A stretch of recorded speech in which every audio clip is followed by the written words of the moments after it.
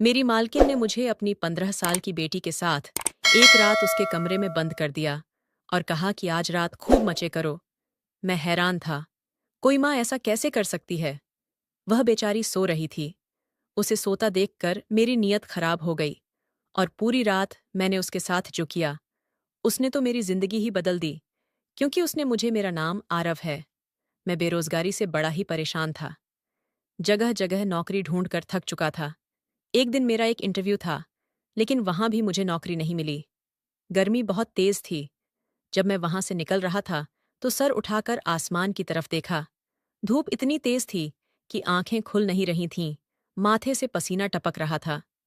मैंने गहरी सांस ली और खुद से कहा, लगता है आज सूरज भी मेरी मेहनत का मजाक उड़ा रहा है। जिंदगी के धक्के तो पहले ही खा रहा था, अब गर्मी ने भी दिमाग खराब कर दिया था। मैंने अपने हाथ में पकड़ी हुई फाइल से खुद पर छांव करने की कोशिश की और पैदल ही आगे बढ़ने लगा। सड़क के किनारे तेज कदमों से चलता जा रहा था कि तभी एक दरख्त नजर आया। मैं उस पेड़ की छांव में आकर खड़ा हो गया। वहां थोड़ा सुकून मिला। बैग से पानी की बोतल निकाली, लेकिन वो भी खाली निकली। गला सूख रहा था और दूर दूर तक पानी का कोई इंतजाम नहीं दिख रहा था। लोग अपने अपने काम में व्यस्त थे और मैं अकेला अपनी किस्मत से लड़ रहा था। प्यास ने हालत खराब कर दी थी। तभी मुझे ऐसा लगा जैसे कोई मेरे पास खड़ा है। किसी ने मेरी तरफ हाथ बढ़ाया। जब मैंने देखा तो वो एक हाथ था, गोरा, दूध जैसा सफेद, सोने की अंगूठी और चमकीली चूड़ियां पहने हुए। हाथ में एक ठंडे पानी की बोतल थी। मैंने नजर ऊपर उठाई तो चौंक गया। वो एक बेहद खूबसूरत औरत थी जिसने गुलाबी रंग का सूट पहन रखा था। उसकी उम्र करीब 45 साल रही होगी, लेकिन उसे देखकर कोई भी नहीं कह सकता था कि वो इतनी बड़ी होगी। उसका शरीर, उसकी त्वचा, उसकी आंखों की चमक और होंठों की मुस्कुराहट, सब कुछ इतना परफेक्ट था जैसे किसी मॉडल की तस्वीर हो। उसने कहा, ये लो, पानी पी लो। तुम्हें प्यास लगी है ना? मैं काफी देर से तुम्हें देख रही हूं। तुम बहुत परेशान लग रहे हो। मैंने चुपचाप बोतल ले ली और एक सांस में पूरा पानी खत्म कर दिया। वो औरत बेहद अमीर लग रही थी, बड़ी सी गाड़ी में आई थी और उसका रहन सहन देखकर अंदाजा लग गया था कि वो किसी बड़े घर से ताल्लुक रखती है। मैंने उसका शुक्रिया अदा किया और कहा, मैम, मैं यहाँ पास के एक ऑफिस में इंटरव्यू देने आया था, लेकिन नौकरी नहीं मिली। बहुत कोशिश कर चुका हूँ, लेकिन किस्मत साथ नहीं देती। मैंने फिर से उसे धन्यवाद दिया और घर की तरफ चलने लगा। घर पर मेरी बीमार माँ और जवान बहन मेरा इंतजार कर रहे होंगे। सब्जी लानी थी, खाना बनाना था। घर की सारी जिम्मेदारी मेरे कंधों पर थी। पैसों की तंगी के कारण मैं ज्यादातर पैदल ही चलने की कोशिश करता था। मैं वहां से निकल ही रहा था कि मुझे महसूस हुआ कोई मेरा पीछा कर रहा है। जब पीछे मुड़कर देखा तो वही गुलाबी सूट वाली औरत थी। वो मुस्कुरा रही थी और मेरी तरफ देख रही थी। मैं हैरान रह गया। मैंने सोचा शायद उसका भी घर इसी रास्ते पर होगा, लेकिन वो पैदल क्यों आ रही थी? यही सोचते हुए मैं आगे बढ़ रहा था। तभी वह औरत मेरे बराबर आकर मेरे कदम से कदम मिलाकर चलने लगी। एक सेकंड के लिए मैं रुक गया तो वह भी रुक गई और स्टाइल बनाकर खड़ी हो गई। उसकी हरकतें मुझे बहुत अजीब लग रही थीं। मुझे तो वह कोई मेंटल सी लग रही थी। लेकिन सवाल यह था कि इतनी खूबसूरत औरत मेरा पीछा क्यों कर रही थी? फिलहाल मेरी खुददारी बीच में आ गई थी और मैं उसकी चालाकी को अच्छे से समझता था। मैंने घूर कर उसकी तरफ देखा और कहा, क्या बात है मैडम, आप मेरा पीछा क्यों कर रही हैं? मैंने तो आपको शुक्रिया भी कह दिया था। अब क्या पानी के भी पैसे देने पड़ेंगे? मेरी बात सुनकर वह मुस्कुरा दी। उस वक्त उसने अपने पास से एक इन्वेलप निकाला और मेरे हाथ पर रख दिया। मैं हैरान रह गया। आखिर इसमें क्या हो सकता है? क्यों ये औरत मुझे दे रही है? जब मैंने लिफाफा खोला तो मुझे झटका लगा। उसमें बहुत सारे नोट थे। इतनी बड़ी रकम कि मैं उन्हें गिन भी नहीं सका, लेकिन अंदाजा हो गया था कि यह रकम लाखों में थी। मेरे तो हाथ कांपने लगे। इधर मेरी जेब में सिर्फ कुछ सिक्के थे और उधर ये लाखों मेरे सामने रखे थे। वह बोली, ये पैसे तुम्हारे हो सकते हैं। मैं इन्हें तुम्हें दे सकती हूँ। क्या तुम इन रुपयों के मालिक बनना चाहोगे? उसकी बात सुनकर मैं हैरान रह गया। आखिर किस काम के लिए वो मुझे लाखों रुपये दे रही थी? मैंने पूछा, मैडम, आप मुझे ये 10 लाख क्यों देना चाहती हैं? हम तो एक दूसरे को जानते तक नहीं। ना कोई पहचान, ना ही मैंने आपके लिए कोई काम किया है। फिर आप मुझे इतनी बड़ी रकम क्यों दे रही हैं? क्या आप मुझे बेवकूफ़ बना रही हैं? वो औरत मेरी आंखों में आंखें डालकर बोली, मैं तुम्हें कुछ बताना चाहती हूँ, लेकिन यहाँ नहीं। चलो, किसी जगह बैठकर तसल्ली से बात करते हैं। वो मेरे आगे आगे चल रही थी और मैं उसके पीछे पीछे। मेरे दिल में एक अजीब सी खुशी थी। आखिर 10 लाख, 10 लाख कोई छोटी रकम नहीं होती। खासकर मेरे जैसे इंसान के लिए ये पैसे जिंदगी बदलने वाले थे। इतने पैसों से मैं अपना खुद का कोई काम शुरू कर सकता था। मेरे दिमाग में हजारों ख्याल चलने लगे। वह औरत मुझे लेकर एक बड़े से होटल में पहुंची। अंदर आने के बाद हम दोनों एक कोने में बैठ गए। उसने वेटर से कॉफी मंगवाई। थोड़ी देर में उसके पास किसी का फोन आया और वो बात करने के लिए उठकर चली गई। मैं चारों तरफ होटल को देख रहा था। बहुत बड़ा और शाही होटल था। यहाँ सिर्फ अमीर लोग आते होंगे। मैं तो कभी इसके पास से भी नहीं गुजरा था। थोड़ी देर बाद वो औरत वापस आ गई और अपने कुर्सी पर बैठ गई। कॉफी भी आ चुकी थी। उसने कहा, कॉफी पियो, बातें करते हैं। मैं मन ही मन सोच रहा था कि न जाने ये औरत मुझसे क्या कहने वाली है। वो मोबाइल में कुछ कर रही थी, जिसे देखकर मैं थोड़ा घबरा गया था। मुझे डर था, कहीं वो मुझे कोई ऐसा काम न कह दे जिसे मैं नहीं कर सकता। मैं एक ईमानदार इंसान हूँ, हमेशा सादगी से जिंदगी बिताई है। कोई गैरकानूनी या गलत काम करके फंसना नहीं चाहता था। थोड़ी देर बाद उसने मोबाइल साइड में रख दिया। मेरी कॉफी खत्म हो चुकी थी। फिर उसने जो बात कही, उसे सुनकर मेरे होश उड़ गए। वो बोली, तुम्हें मेरी बेटी के साथ एक रात गुजारनी होगी। मेरी बेटी को लड़कों में बहुत दिलचस्पी है। यकीन मानो, वो तुम्हारे जैसे जवान लड़कों के लिए तो पागल हुई फिरती है। कल उसका बर्थडे है और मैं चाहती हूँ कि उसे कोई खास गिफ्ट मिले। मैं उसे तुम्हें गिफ्ट करना चाहती हूँ। उसकी बात सुनकर मैं अंदर तक हिल गया। मैंने तो कभी सोचा भी नहीं था कि कोई माँ अपनी ही बेटी के लिए ऐसा सोच सकती है। वो अपनी बेटी की रात सजाने के लिए मुझे इस्तेमाल करना चाहती थी। मैं शर्म से सिहर उठा। मेरे कान जैसे सुन्न हो गए थे। मैंने फौरन कहा, माफ कीजिए मैडम, मैं ऐसा लड़का नहीं हूं। भले ही मैं बेरोजगार हूं, गरीब हूं, लेकिन मेरी सोच और इज्जत मेरी सबसे बड़ी पूंजी है। मैं कभी भी ऐसा घिनौना काम नहीं कर सकता। इतना कहकर मैं उठकर जाने ही वाला था कि उसने फिर वही 10 लाख वाला लिफाफा मेरे सामने रख दिया। वो पैसों को मेरी आंखों के सामने हिला रही थी। उसकी इस हरकत ने मुझे मजबूर कर दिया था। मैं भी तो अपनी जिंदगी को संवारना चाहता था। मुझे दूर दूर तक कोई उम्मीद नहीं दिख रही थी। ये एक गोल्डन मौका था, जिसे अपनाकर शायद मेरी किस्मत बदल सकती थी। मैंने उस औरत को देखा, जो पैसे हाथ में लहराते हुए मुस्कुराकर मुझसे कह रही थी, सोच लो, इसमें तुम्हारा ही फायदा है। रात की ही तो बात है, और सिर्फ एक रात थी, जो तुम्हारी तकदीर बदल सकती है। मुझे तो तुम जरूरतमंद लगे, इसलिए सोचा तुम्हारी मदद कर दूं। वरना मेरी बेटी को लड़कों की कोई कमी नहीं है। सिर्फ एक रात बिताने के तुम्हें इतने पैसे मिल रहे हैं, फिर इसमें परेशानी वाली क्या बात है? या फिर तुम इस काबिल ही नहीं हो कि किसी लड़की के साथ एक रात बिता सको? ये कहकर वो खामोश हो गई और मुस्कुराने लगी, जबकि मैं बहुत शर्मिंदा हो गया था। मैं सोच रहा था, क्या करूं, क्या नहीं। इस औरत की बात मान लूं या इनकार कर घर लौट जाऊं। घर में भी बहुत तंगी चल रही थी। माँ बीमार थीं। समझ नहीं आ रहा था कि क्या फैसला लूं।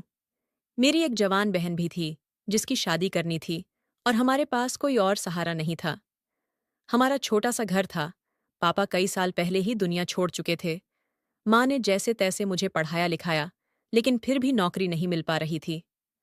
बेरोजगारी मुझे खा रही थी। मैंने जल्दबाजी में फैसला ले लिया कि मैं उस औरत की बात मानने के लिए तैयार हूं।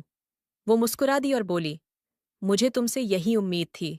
ये पैसे तुम्हारी तकदीर बदल देंगे। फिर उसने 10 लाख में से 50,000 रुपये एडवांस दिए। बोली, ये लो तुम्हारा एडवांस। जाओ, जाकर अच्छे से तैयार हो जाओ। बाकी पैसे काम होने के बाद मिलेंगे। मैंने वो 50,000 लिए और घर की ओर निकल पड़ा।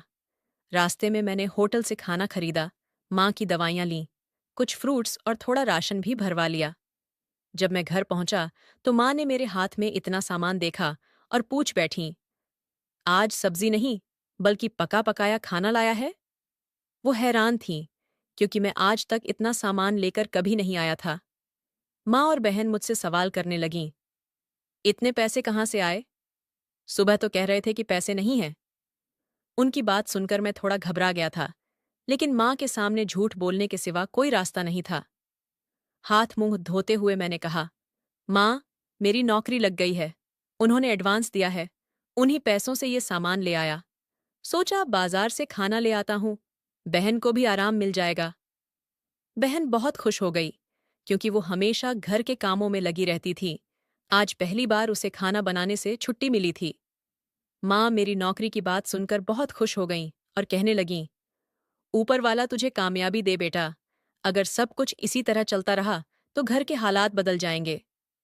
बहन ने मेरे लिए खाना लगाया। हम तीनों साथ बैठे और खाना खाया। लेकिन मेरा मन अब भी उस औरत की बातों में उलझा हुआ था। वो लड़की, वो रात, वो 10 लाख। क्या ये सब सच था या कोई जाल? जो भी था, इसका सच तो कल ही खुलने वाला था। अगले दिन तय वक्त पर मैं तैयार हुआ और घर से निकलने ही वाला था कि माँ ने पूछा, बेटा, इतनी तैयारी में कहाँ जा रहे हो? मैंने कहा, माँ, कल बताया था ना, मेरी नौकरी लग गई है, वहीं जा रहा हूँ। आप ऊपर वाले से दुआ कीजिए कि आपका बेटा कामयाब हो जाए। माँ की आंखों में उम्मीद थी और चेहरा खुशी से दमक रहा था। मैं घर से निकल पड़ा, एक रिक्शा पकड़ा और उस औरत के बताए पते पर पहुंच गया। जब मैं वहां पहुंचा तो सामने जो देखा, वो देखकर मेरी आंखें फटी की फटी रह गईं। मैंने दोबारा पते को देखा, फिर उस जगह को। ये कोई घर नहीं, एक महल था। इतना शानदार और भव्य घर मैंने आज तक कभी नहीं देखा था। सोच में पड़ गया था कि इतनी अमीर औरत ऐसा काम कैसे कर सकती है। मैं उसके दरवाजे पर खड़ा होकर दिए हुए नंबर पर कॉल करने लगा। उसने फोन उठाया और कहा, कहाँ हो तुम? मैंने बताया कि मैडम, मैं आपके घर के बाहर हूं। उसने कहा, बाहर क्यों खड़े हो? जल्दी अंदर आओ, मैं तुम्हारा बहुत देर से इंतजार कर रही हूं। मैं डरते हुए उस घर के अंदर गया। ऐसा घर तो मैंने फिल्मों में ही देखा था। आज पहली बार किसी इतने आलीशान घर के भीतर कदम रखा था। जैसे ही मैं अंदर पहुंचा, वो औरत तैयार होकर मेरे सामने खड़ी थी। मैंने धीरे से कहा, मैडम, मैं कोई ऐसा वैसा लड़का नहीं हूं। मैं मजबूर जरूर हूं, लेकिन ये काम मजबूरी में ही करने आया हूं। वो मुझे देखकर हंसने लगी और कहने लगी, मैं तो तुम्हारी नीयत देखना चाहती थी। मुझे लग रहा था कि तुम मेरा काम ढंग से नहीं करोगे, लेकिन अगर तुमने मेरा काम ठीक तरीके से नहीं किया तो मैं तुम्हें पैसे नहीं दूंगी। अगर तुम्हें ये पैसे लेने हैं तो तुम्हें मेरे कहने के मुताबिक काम करना होगा। उसने मुझसे कहा, अच्छा चलो, ठीक है, तुम बैठ जाओ। फिर उसने नौकरानी को आवाज लगाई और कहा, मेहमान आए हैं, इनके लिए चाय बनाओ। मैं जितना हैरान हो रहा था, मेरे लिए उतना ही कम था। मैं बहुत ज्यादा परेशान था, मगर वो औरत कहने लगी, तुम्हें यहाँ किस काम के लिए बुलाया गया है? वो काम तुम्हें रात को शुरू करना है। तब तक तुम्हें यहाँ रहकर समय बिताना होगा। मैंने उस घर में बैठे बैठे सारा दिन गुजार दिया। बार बार खाने पीने का कुछ न कुछ दिया जा रहा था। जब रात हो गई, वह औरत मेरे पास आई और कहने लगी, तुम्हारा इंतजार अब खत्म हुआ। अब तुम्हें मेरी बेटी के कमरे में जाना होगा। मेरी बेटी तुम्हारा इंतजार कर रही है। मेरे दिल की धड़कनें तेज हो चुकी थीं। अगर उसकी माँ इतनी खूबसूरत है, तो उसकी बेटी भी उतनी ही सुंदर होगी। और जब उसकी माँ खुद मुझे उसकी बेटी के कमरे में भेज रही थी, तो फिर मैं उस काम को मना क्यों करूं? मैं सीढ़ियां चढ़ते हुए उस लड़की के कमरे के बाहर आ गया। उसकी माँ ने खुद ही कमरा खोला। मेरा दिल जोर जोर से धड़क रहा था। मैंने जैसे ही कमरे के अंदर कदम रखा, सामने का नजारा मेरे होश उड़ा देने वाला था। कमरे को इस तरह सजाया गया था जैसे आज मेरी सुहागरात हो रही हो। एक लड़की बेड पर लेटी हुई थी। वह लड़की बहुत ज्यादा खूबसूरत थी। इतनी सुंदर लड़की मैंने आज तक नहीं देखी थी। लेकिन एक अजीब बात थी, वह लड़की सो क्यों रही थी? या फिर बेहोश थी? मैंने उसे देखकर उसकी माँ से सवाल किया, ये लड़की सो रही है? वो औरत धीरे से कहने लगी, क्योंकि ये बेहोश है और मैंने ही इसे बेहोश किया है। तुम्हें जो कहा है तुम सिर्फ वही करो। जब काम पूरा हो जाए तो मुझसे पैसे ले लेना। वो औरत मेरे कंधे पर हाथ मारकर चली गई और बाहर से कमरा लॉक कर गई। मैं धीरे धीरे उस लड़की के करीब जाकर खड़ा हो गया। वो इतनी ज्यादा खूबसूरत थी कि मेरी नजरें हट नहीं रही थीं। मैं खुद पर काबू रखने की कोशिश कर रहा था। फिर जिस काम के लिए मुझे पैसे मिल रहे थे, मैंने उस पर ध्यान देना शुरू कर दिया। कमरे में मुझे लगभग 2 घंटे हो चुके थे और वो लड़की मेरा चैन चुरा चुकी थी। मैंने कमरे की खिड़की से बाहर देखा तो उसकी माँ टहल रही थी, शायद मेरा इंतजार कर रही थी। मैंने अपने शर्ट के बटन लगाए और सीढ़ियां उतरकर नीचे आ गया। उसकी माँ के पास जाकर खड़ा हो गया। वो मेरी ओर घूरती हुई देखने लगी। मैंने चेहरे पर मुस्कुराहट लाकर कहा, मैडम, आपका काम हो चुका है। ये सुनकर उसके चेहरे पर मुस्कान आ गई। वो कहने लगी, मेरी बेटी जागी तो नहीं? उसने कोई रिएक्शन तो नहीं दिया? परेशान तो नहीं किया? मैंने साफ साफ शब्दों में कहा, नहीं, वो बेचारी तो बेहोश है और मैं अपना काम पूरा कर चुका हूं। ये सुनकर उसने खुशी से अपने पास से 10 लाख रुपए निकाले और मेरे हाथ पर रख दिए। वो कहने लगी, जाओ, अब दोबारा मुझे कहीं नजर मत आना। तुम्हारा काम पूरा हो गया है। और ध्यान रखना, इस बारे में किसी को भी बताने की जरूरत नहीं है, वरना तुम जानते हो कि मैं तुम्हारा क्या हाल कर सकती हूँ और इस काम में तुम पर भी इल्जाम आएगा। मैं उसकी हर बात सुनकर वहां से निकल आया। बैठे बिठाए मुझे 10 लाख रुपये मिल गए थे। मेरे लिए ये बहुत खुशी की बात थी। माँ को बहाना बनाकर बता दिया कि ऑफिस के पहले ही दिन बॉस ने मेरे काम से खुश होकर इतने पैसे दिए हैं। अब तो मेरा काम दिन ब दिन बढ़ता चला जाएगा और हमारी जिंदगी से गरीबी हमेशा के लिए चली जाएगी। माँ मेरी खुशियों को देखकर कुछ सोच में पड़ गई थी। रात हुई ही थी कि उस औरत की फिर से कॉल आ गई। कॉल करते ही कहने लगी, मैं तुमसे बहुत खुश हूं। तुमने मेरे दिल की तमन्ना पूरी कर दी। मुझे नहीं लगा था कि तुम मेरा काम इस तरह करोगे। तुम्हारा काम बहुत पसंद आया। अगर तुम्हें और पैसों की जरूरत हो तो बता देना, मैं भिजवा दूंगी। वो कहती रही, जिस हाल में मेरी बेटी है वो तुम नहीं जानते। तुमने मेरा काम बहुत आसान कर दिया। उसकी बातें सुनकर मैंने फोन काट दिया। मैंने मोबाइल निकाला और उस पर एक वीडियो चलाने लगा। क्या कमाल की वीडियो थी जो मैंने उस औरत के घर में रिकॉर्ड की थी। सही समय आने पर यह वीडियो उसी औरत की जेब से और पैसे निकलवाने के काम आने वाली थी। अब मेरे दिल में लालच जाग चुका था, जो इतनी आसानी से खत्म नहीं होने वाला था। जब टाइम देखा तो रात के 12 बजे थे। अब मुझे सो जाना चाहिए था, क्योंकि अगली सुबह मुझे एक बहुत बड़ा काम अंजाम देना था। अगली सुबह मैं जल्दी उठा और फिर उसी जगह चला गया, उस औरत के आलीशान बंगले की तरफ। सुबह के करीब 7 बजे का समय था, जब आमतौर पर अमीर लोग चैन की नींद ले रहे होते हैं। मैंने बंगले के बाहर पहुंचकर एक नंबर पर कॉल की। थोड़ी देर बाद दरवाज़ा खुला और वो औरत खुद बाहर निकल आई। फिर बिना कुछ कहे वो मेरे साथ बाइक पर बैठ गई। ये बाइक भी मेरी नहीं थी।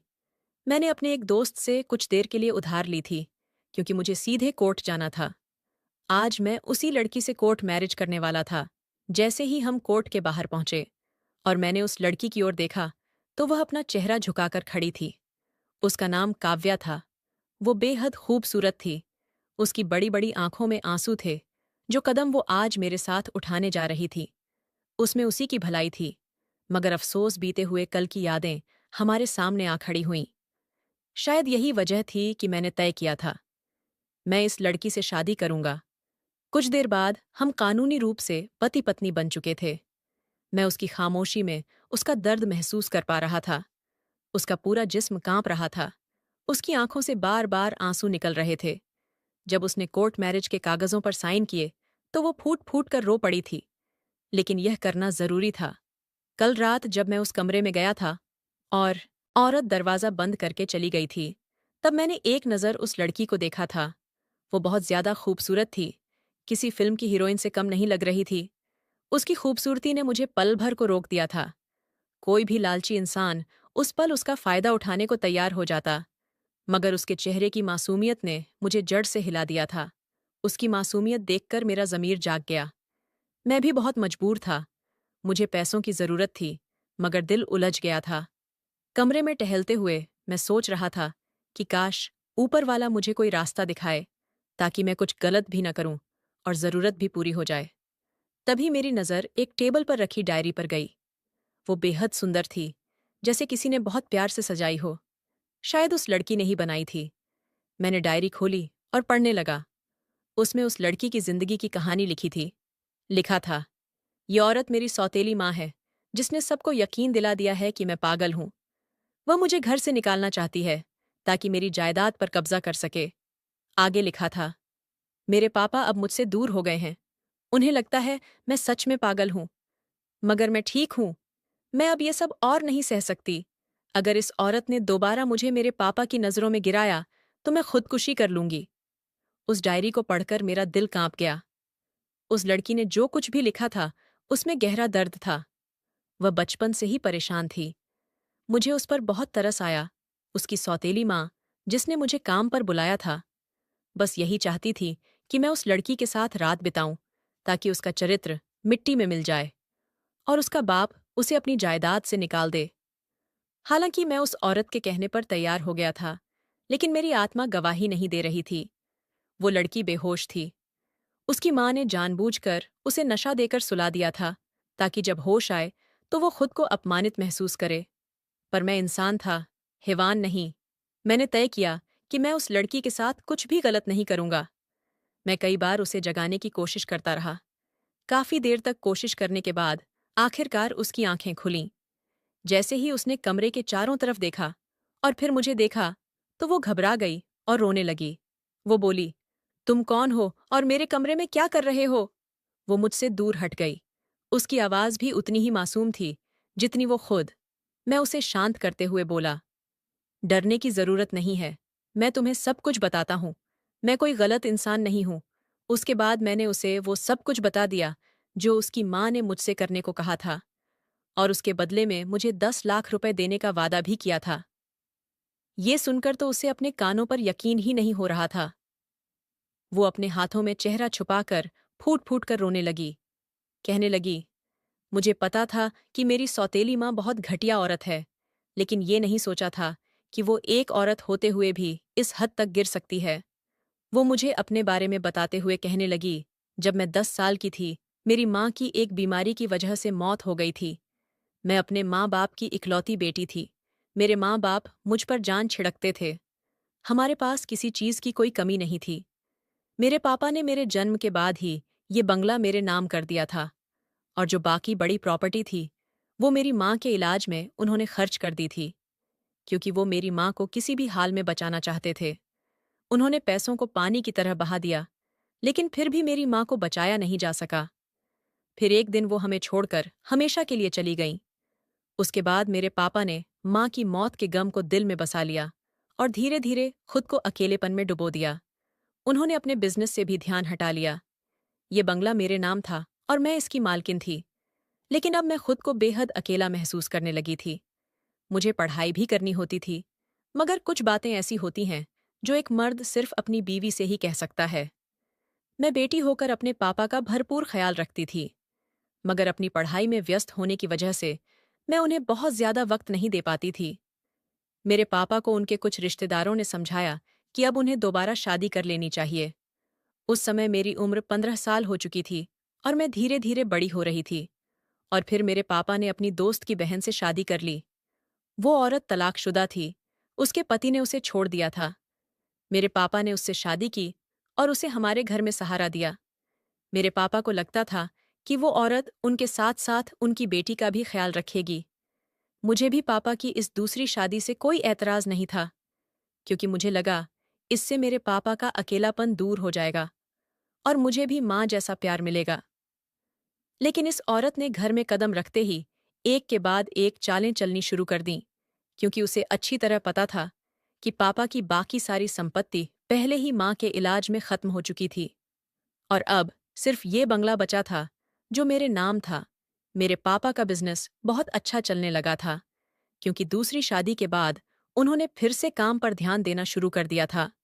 लेकिन इस औरत को ये बात बिल्कुल बर्दाश्त नहीं होती थी कि बंगला उसके पति की बेटी के नाम पर है। उसे लगता था कि अब वो इस घर की मालकिन है और ये बंगला उसी के नाम होना चाहिए। मैं उसे माँ समझकर उसके करीब जाती थी, लेकिन वो हर बार मुझे झिड़क देती थी। पापा के सामने तो बहुत प्यार जताती थी, लेकिन जैसे ही वो जाते, वो मुझ पर जुल्म करने लगती थी। कभी मुझे खाना नहीं देती थी, कभी ताने मारती थी। मैं बहुत ज्यादा परेशान रहने लगी थी। धीरे धीरे उस औरत ने मुझ पर झूठे इल्जाम लगाने शुरू किए और पापा को मेरे खिलाफ कर दिया।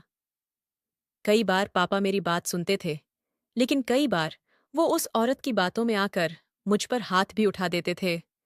उसने पापा को मेरी ऐसी ऐसी हरकतों के बारे में बताया कि पापा ने भी मुझे पागल समझना शुरू कर दिया और मुझे इस कमरे में बंद करवा दिया गया।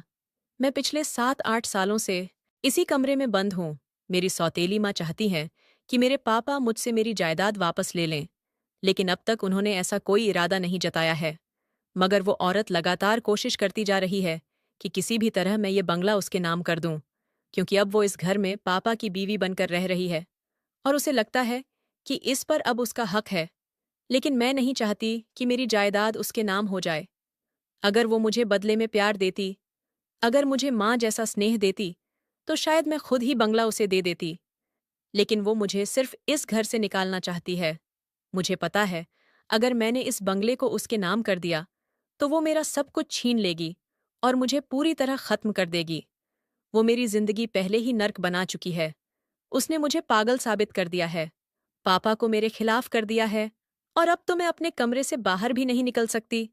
शायद इसीलिए उसने ये चाल चली कि तुम्हें मेरे कमरे में एक रात के लिए भेज दे, ताकि किसी तरह की फुटेज मिल जाए। यकीन मानो, इस कमरे में जरूर कैमरे लगे होंगे और सुबह होते ही वो सारी रिकॉर्डिंग पापा को दिखाएगी और इस बार पापा मुझे अपनी जायदाद से बेदखल करके हमेशा के लिए इस घर से बाहर निकाल देंगे और फिर वो औरत इस बंगले की अकेली मालकिन बन जाएगी। ये सब बताते हुए काव्या फूट फूट कर रो रही थी। कहने लगी, मेरे पास इस दुनिया में मेरे पापा के अलावा कोई नहीं है, लेकिन ये औरत मेरे पापा को मुझसे छीन चुकी है। मुझे अपनी ऐसी जिंदगी बिल्कुल भी अच्छी नहीं लगती। मैं मरना चाहती हूँ। वो जोर जोर से चिल्ला रही थी। मैंने उसे खामोश किया और कहा कि मैं तुम्हारा साथ दूंगा। तुम फिक्र मत करो, मैं ऐसा इंसान नहीं हूं जो तुम्हारा फायदा उठाए। मेरी बात सुनकर वह चुप हो गई। मैंने कहा कि तुम्हारी डायरी पढ़ चुका हूं।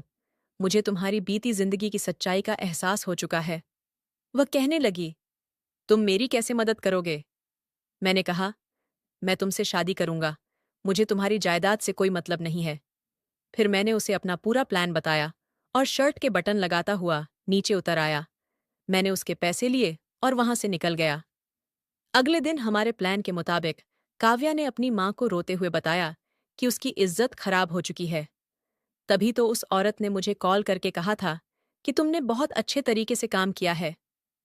मैं काव्या को अपने साथ ले आया और हमने कोर्ट मैरिज कर ली। उस वक्त काव्या के पापा 2 दिन के लिए अमेरिका गए हुए थे। जब वह 2 दिन बाद घर लौटे, तो काव्या की माँ ने उन्हें बताया कि तुम्हारी बेटी ने किसी लड़के के साथ मुंह काला कर लिया है। अब इसे घर से धक्के मारकर निकाल दो।